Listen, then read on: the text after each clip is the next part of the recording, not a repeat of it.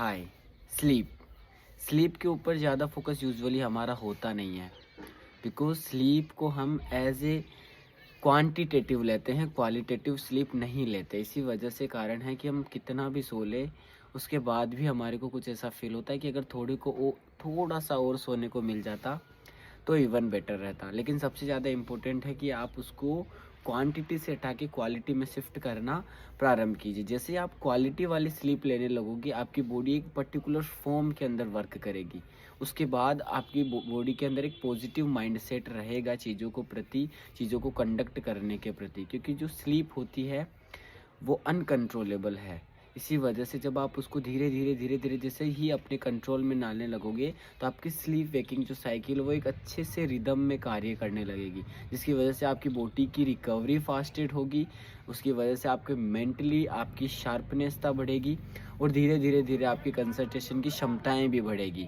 इसी वजह से व्यक्ति ज़्यादा इरिटेट है और अभी बहुत ज़्यादा इम्पोर्टेंट है इस दौर के अंदर कि हमारे को क्वाइट डीप स्लीप आनी ही आनी चाहिए। लेकिन ज़्यादातर हम इसको वश में नहीं करने की वजह से ये हमारे आउट ऑफ कंट्रोल है। फिर हम सोते तो हैं, हम 8 आवर्स की स्लीप ले तो लेते हैं, लेकिन इसमें क्वालिटी वाली स्लीप जो है वो रेयर होती है।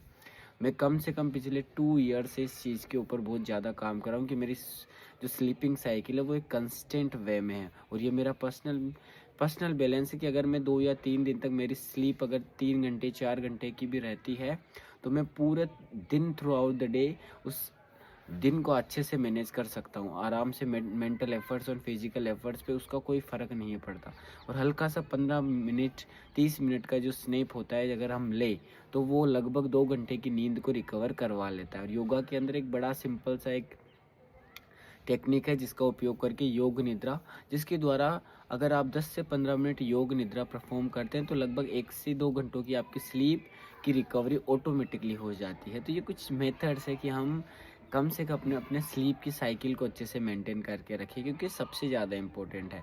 स्लीप का इम्पोर्टेंस जिस दिन आप नहीं सोएंगे लगभग 1-2 दिन के लिए, तो आपको धीरे-धीरे अंदाज़ा होने लग जाएगा कि आप धीरे-धीरे फिजिकल एफर्टलेस होते जाएंगे और आपके मेंटल प्रोसेस के अंदर कोई भी चीज़ कॉग्निटिव प्रोसेस के रूप में नहीं चलने वाली है अगर आपकी स्लीप के अंदर कुछ गड़बड़ी है तो कम से कम आप भी इसको शिफ्ट करके अच्छी डीप वाली स्लीप लेना प्रारंभ कीजिए। अगर आप सोने से कुछ समय पहले अगर खाना खाते हैं तो ऑटोमेटिकली आपको स्लीप डीप वाली आने में थोड़ा समय लगेगा। तो कम से कम खाने के बीच में और सोने के बीच में 3 से 4 घंटों का कम से कम डिफरेंस हो, उसके बाद आपको डीप क्वाइट स्लीप आने लगेगी।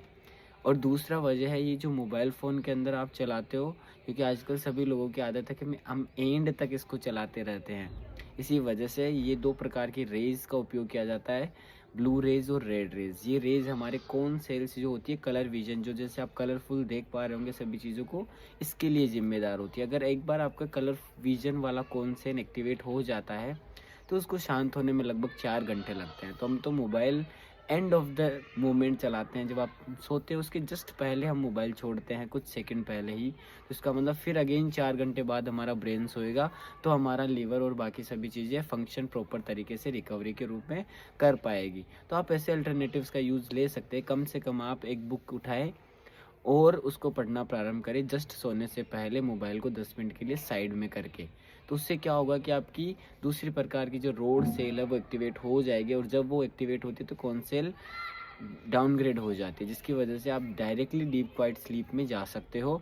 दूसरा माध्यम है कि आप गैप बनाएं खाने और सोने के बीच में। तो ये कुछ अल्टरनेटिव्स है जिनका उपयोग आप भरपूर तरीके से कर सकते हैं, जिसके द्वारा आपकी स्लीप साइकिल जो है एक कंस्टेंट वे में चलेगी। उसके बाद आपको धीरे-धीरे एहसास होने लगेगा कि आपके लिए 6 घंटे की स्लीप सफिशिएंट है। मेरे लिए 5.5 से लेके फिक्स 6 घंटे की कंस्टेंट स्लीप अगर डीप क्वाइट आई है तो मेरे लिए वो पर्याप्त होती है। सोने के बाद मुझे किसी भी प्रकार का कोई सेंस नहीं होता, और लगभग रेयर एंड डेयर मामला है कि लास्ट 2 ईयर से मुझे कोई 4 या 5 बार कोई ड्रीम्स आए होंगे। उसके अलावा मुझे कोई भी ड्रीम किसी भी प्रकार का नहीं आता ड्यूरिंग द स्लीप। इसका मतलब है कि मेरी स्लीप एकदम कंसिस्टेंट है और एकदम डीप क्वाइट होती है। तो ये कुछ मेथड्स आप उपयोग कर सकते हो। खाने के अंदर अगर आप गैप नहीं बना सकते तो खाने के अंदर फैट की मात्रा कम कर दीजिए। ऑटोमेटिकली आपकी डाइजेशन ऑफ फूड है वो थोड़ा सा ईज़ी हो जाएगा। ओवर ईटिंग थोड़ा सा सप्रेस कर दीजिए, इसकी वजह से हो सकता है खाना आपका 2 घंटे में ही पच जाए। तो आपको एक डीप क्वाइट स्लीप आ सकती है। तो thank you so much. Video अच्छा लगा तो देखते रहिए और दूसरों से शेयर करते रहिए। जय श्री कृष्णा, राधे राधे।